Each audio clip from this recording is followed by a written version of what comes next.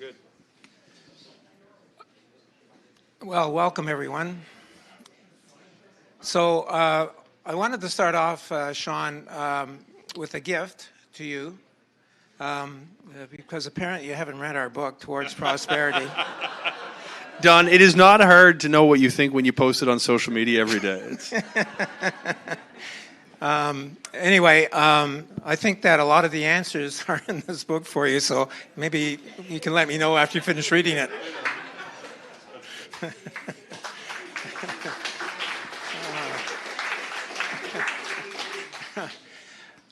So, Sean, actually had you on our podcast twice, first as the Minister for Immigration, I believe, and then the Minister of Housing. Now you're Minister of Justice and ACOA. Obviously, you can't keep a job. But I wanted to begin by asking you, how did you come up with the idea of creating a private-led initiative to take a look at economic prosperity? Look, it's a great question, and I think I'm sort of revisiting my experience over the past 10 years. And back in 2015, we were trying to figure out what some of the strategic opportunities were for Atlantic Canada. Some of the work that actually piggybacked on Ray Ivany's report before that election led us to adopt a fairly policy-heavy orientation around the Atlantic Growth Strategy. And it was a great opportunity to bring provincial and federal governments together to address policy gaps that existed for a long time, including on immigration, which Atlantic Canada has taken advantage of. As we came out of the pandemic and things are starting to feel a little bit more normal, despite the immense challenges that we're facing when it comes to trade. One of the things that I'm coming to understand in this moment in time, there are certain policy decisions the government's going to have to lead on when it comes to negotiating trade agreements, when it comes to investing in the military.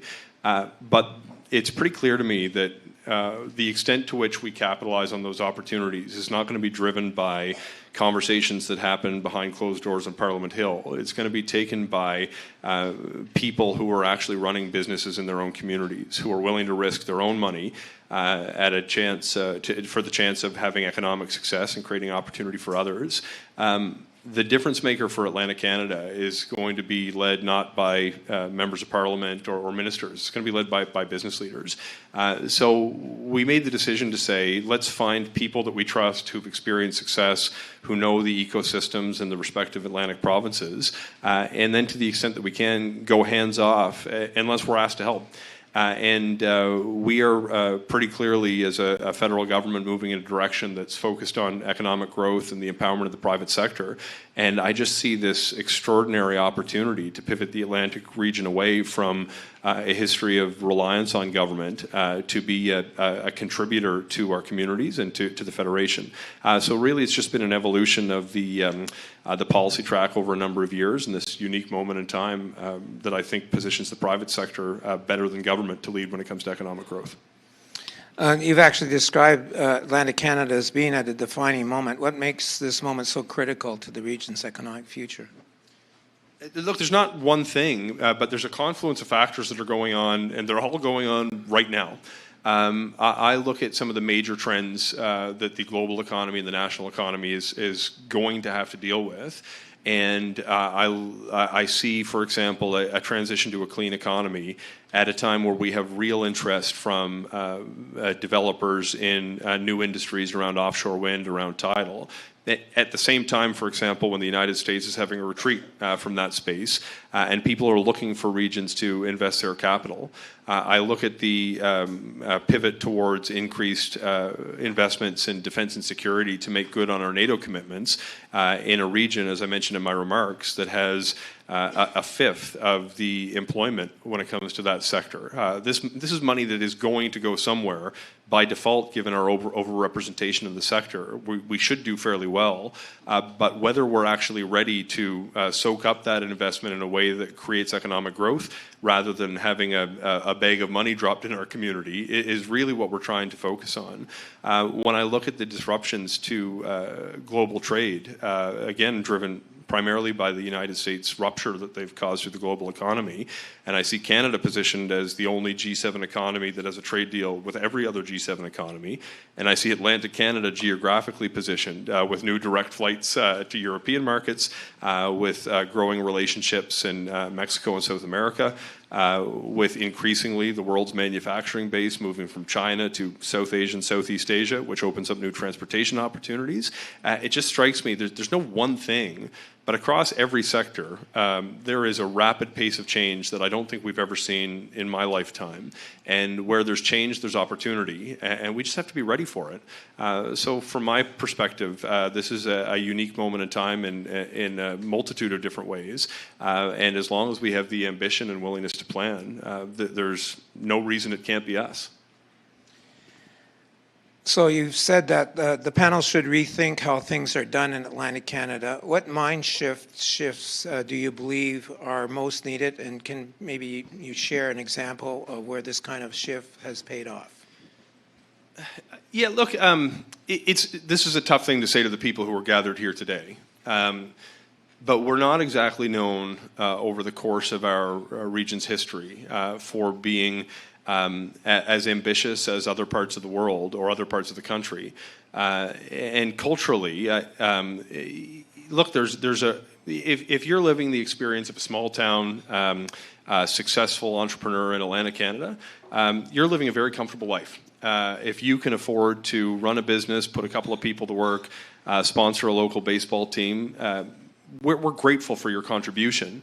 But we seem to set this artificial ceiling on what success looks like. And some of the most ambitious people that I went to school with from the region who've tried to make a go of it elsewhere are surrounded by people who don't want a comfortable lifestyle for themselves, but want to create a comfortable lifestyle for 200 other people who live in their community. And when they achieve that, they want to make it 1,000 other people. And the metric for success oftentimes has been, can you make a go of it so you can stay in the community that you love, rather than whether you can create the circumstances for others to achieve that level of success. So when I'm looking for a new approach from this initiative, part of it will be driven by ratcheting up or changing our policies to ratchet up GDP or GDP per capita.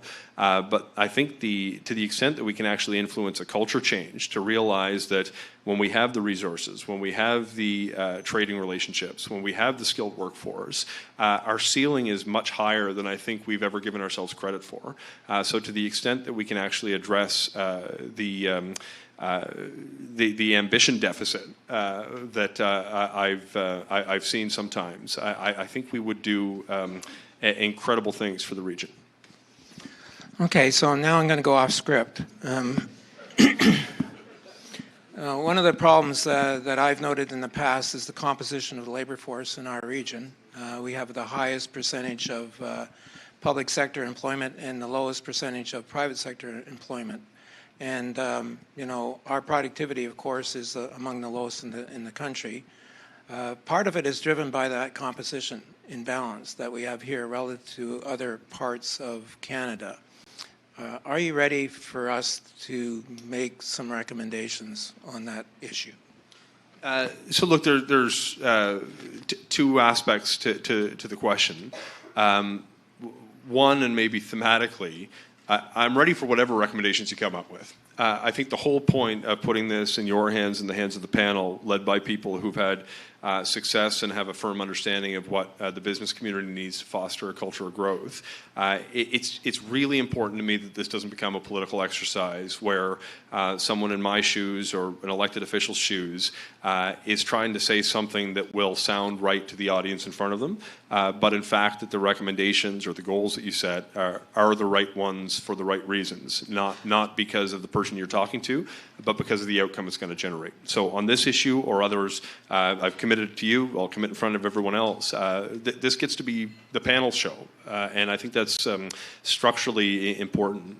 On the substance of the issue that you mentioned, I completely agree with you. And this is not an a pitch to advocate for fewer workers in the public sector.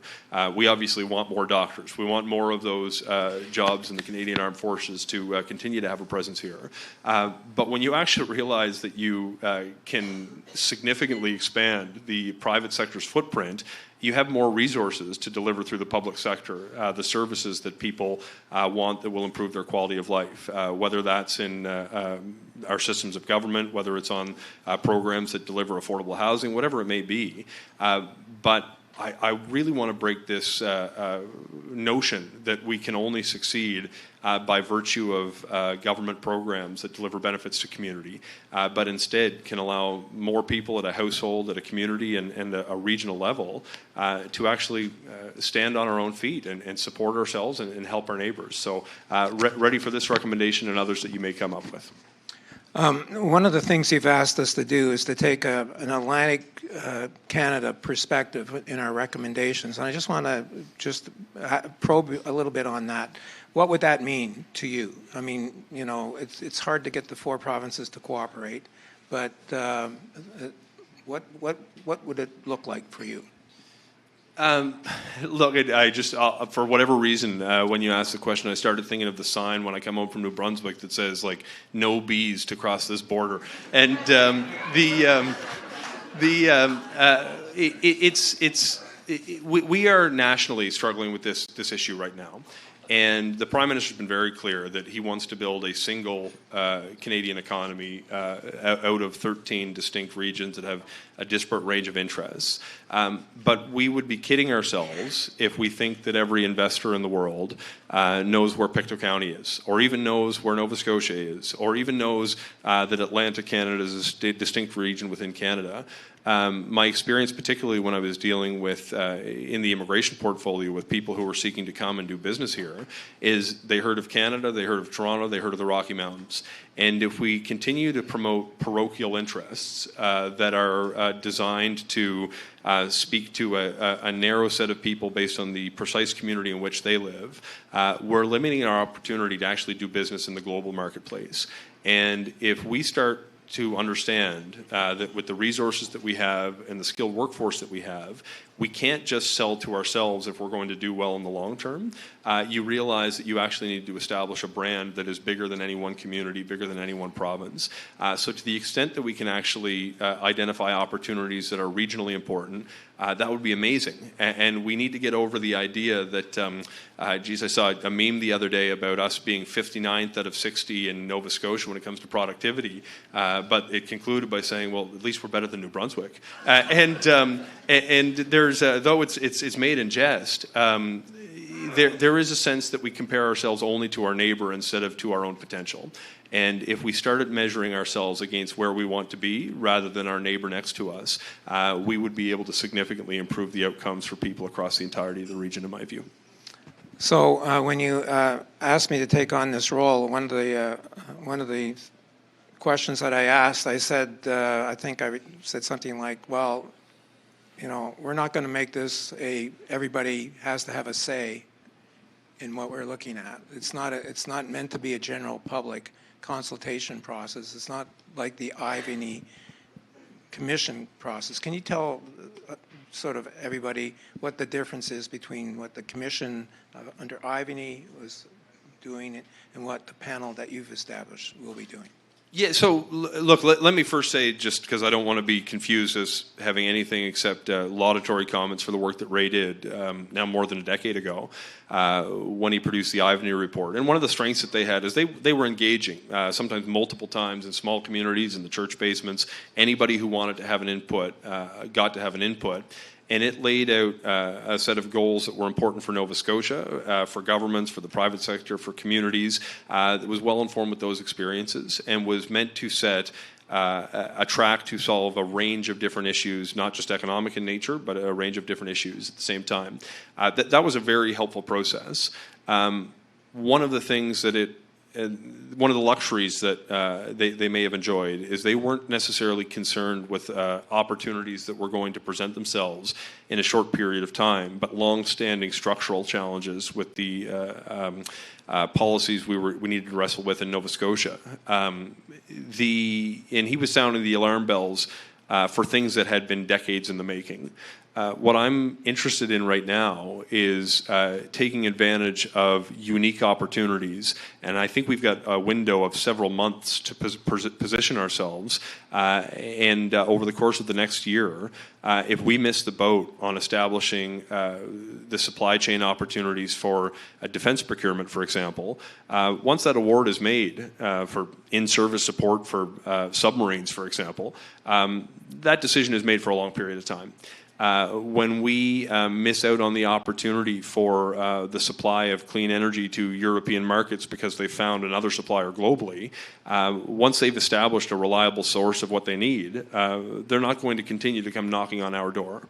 And what I see right now is this moment in time we keep referring to is driven by some pretty short-term considerations that are of an outsized impact. And what I'm hoping to understand through the work of the panel, and more importantly, what I'm hoping Atlantic Canadians can understand, is what can we do over the course of the next year that's going to set us up for the next 20, rather than just addressing problems that have been 20 years in the making.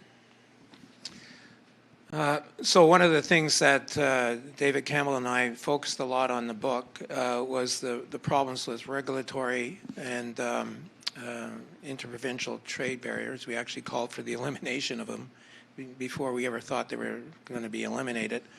I just want you to talk about where we are on finding a better way forward on regulations and interprovincial trade barriers. Look, there's momentum here. The federal government has taken steps over the course of the last number of months where we, in fact, are the source of interprovincial trade barriers to eliminate them. And actually, our colleague Dominic LeBlanc is another great Atlantic Canadian, has done terrific work in that regard. We've also seen an unusual amount of buy-in from Atlantic Canadian provincial governments compared to my experience over the past 10 years. In the past year or so, and in particular since the last federal election, where we sense provincial governments believe in the principle that we need to eliminate these barriers. There was some agreements reached fairly recently with limited exceptions around certain food and alcohol products. But my sense is, it's crazy to me that it's easier for me to get a bottle of wine from Italy than it is from Kelowna. Now, nothing against Italian wine, it's great.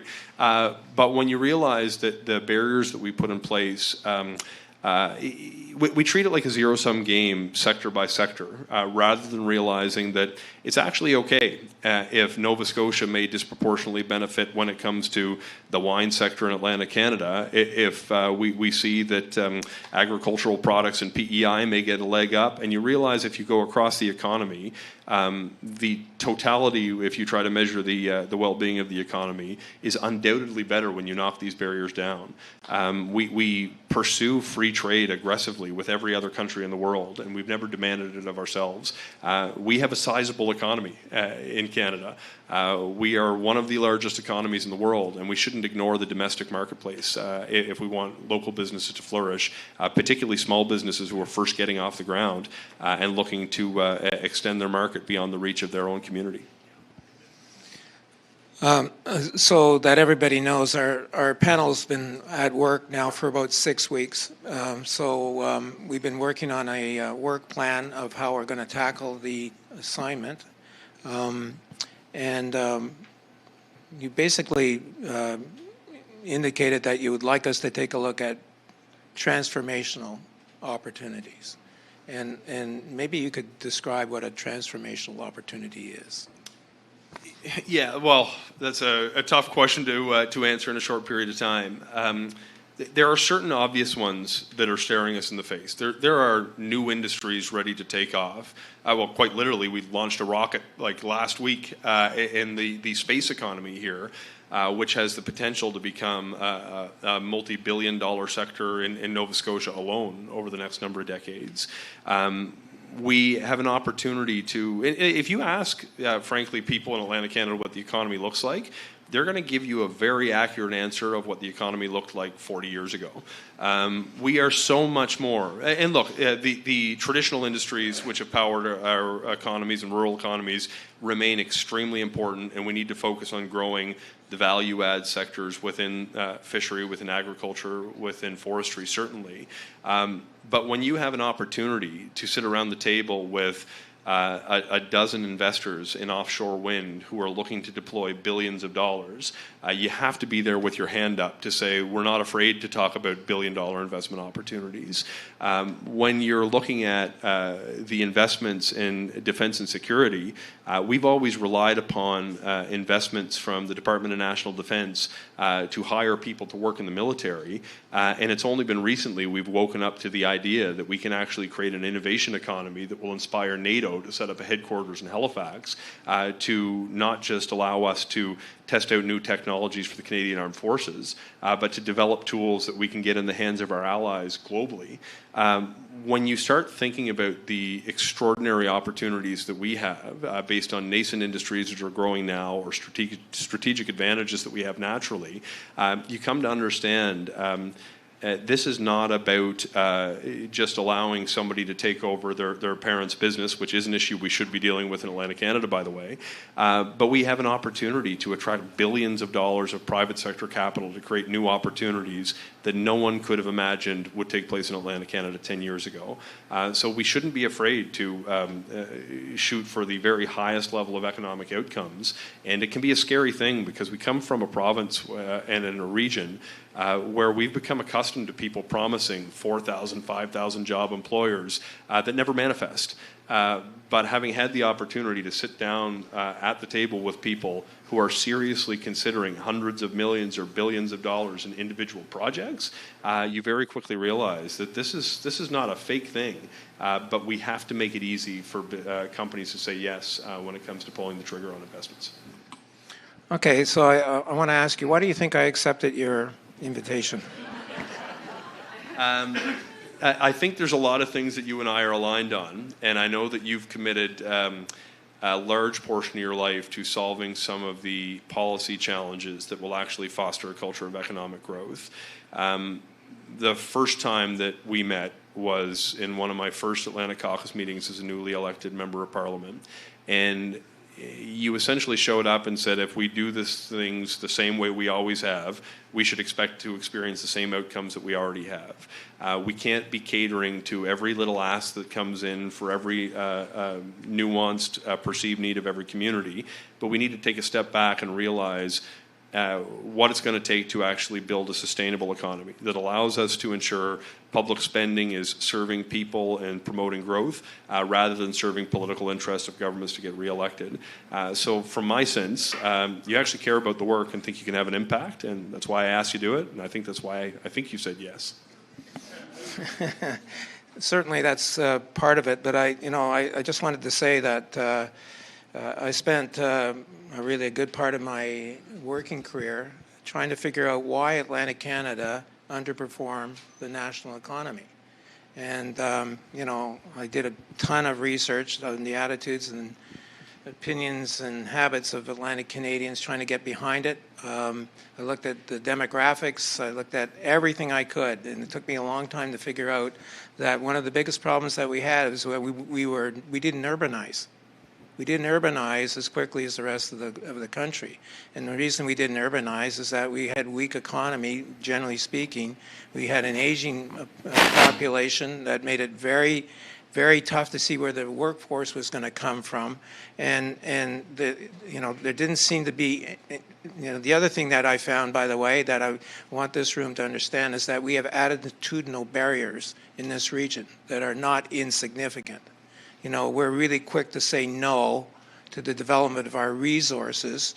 And if we want to be prosperous and if we want to be at least average, let's be average, let's start there. Maybe we should figure out a way to develop our natural resources. So, I spent a long time thinking about that. And then when I sold my business, I pivoted and I started talking to people in the region who ran businesses. people like Blair Hiskop, who's here as an example, and Greg Wanger, who's here with Oberland. And I got really excited. I saw that these people had a different attitude. They had an attitude that we can compete anywhere, we can build our businesses, and we're as good as anybody else. And that led David Campbell and I to write a book, because we finally saw the optimism that I had been missing for a long time. When I sold my business, I actually was a little down about what the future looked for this region.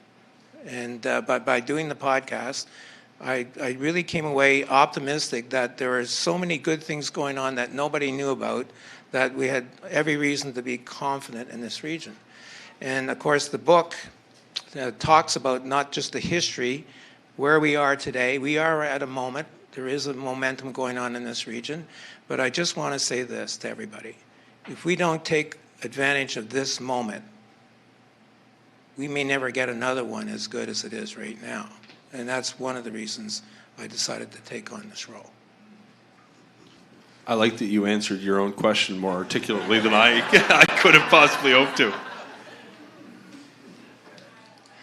So, we're almost out of time, Sean, but I just wanted you to make maybe a comment about our panel members. I'm extraordinarily excited by our panel members. We gave a lot of consideration to the people that were on this panel. I'm really excited to be working with them, and then I think it would be good for you to just talk about our panel members. Yeah, so look, I just first am grateful for everybody willing to step up to serve. And when I see the breadth of expertise and deep knowledge people have, not only of business, but of the Atlantic region, I have a lot of faith that we're actually going to pull the right information out of the private sector, because people actually trust the folks who've agreed to say yes. And Don, look, you've had a long and storied career. Your bio was sort of read aloud and are a member of the Business Hall of Fame locally. But when I see we've got the transportation sector covered, when I see we've got expertise in agricultural and food processing, when I see enormous expertise when it comes to private capital to the tech sector, when I see people who understand the connections between Atlantic Canada and the rest of the world, I just have a lot of faith that there are people who've experienced success that actually want to use their own knowledge to allow others to experience that same degree of success. But what gives me a lot of comfort is not just the people who've agreed to sit on the panel. It's some of the faces that I see in the room. You mentioned Blair. The last time I ran into him, we were sitting at the airport, and it quickly turned into a conversation over the course of 45 minutes about how to inspire a culture of entrepreneurialism. And it wasn't just in generalities.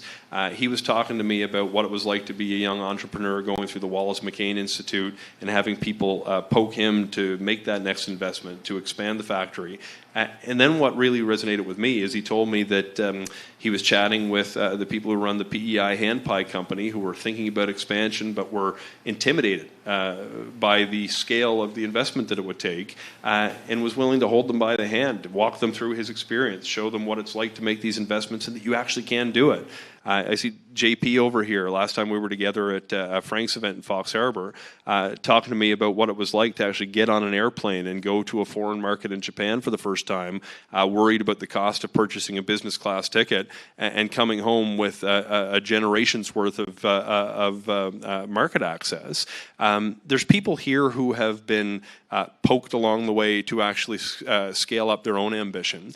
And that actually knows the you say it wasn't business class? Yeah. Yeah. Oh, okay. Well, he can afford business class now. That's a success story. But realistically, there's people here who've shared stories with me over the years about somebody who gave them a poke or a prod to scale their ambition. Some of you have taken that leap and have experienced the success. When I see people on the panel who are willing to do that in a more organized way, not for just individual businesses, but for the entire of the Atlantic region, I'm just grateful as somebody who cares about this place and wants to make sure that if my kids want to live here, that they have an opportunity to and can help contribute to the opportunity for others to do the same. Final word. Well, it kind of was my final word, but it's Look, just maybe to come back to the theme of the panel that we're actually getting off the ground. Government has a role to play, there's no question. We need to do a better job of focused on economic growth and productivity, not just as a federal government, but working collaboratively with provincial governments, with municipal governments. But a democracy is only as strong as the people who make it up. We are very lucky that we all get to have a say, that we enjoy certain basic freedoms that a lot of people in the world would be so grateful to have. If we don't actually care about our systems of government and our economy, there is no work the government can do that's going to pull us ahead. The future of Atlantic Canada is going to depend on the contributions of Atlantic Canadians writ large. We need to inspire one another to increase our ambition. We need to work together to help people who have the talent to realize what they have within themselves. And for the people who have the talent but don't know where to go, they can use a helping hand. We've got a reputation for being neighborly when it comes to our daily interactions with one another in the region. But let's think about our neighbors, not when they just show up asking for a favor, but what we can do together to help improve the well-being of our communities. If we're all pulling in the same direction, there's no stopping us. And I get the sense that people understand there's a time-limited opportunity. The government's here wanting to play a supportive role, but we very much want to have the private sector take the lead.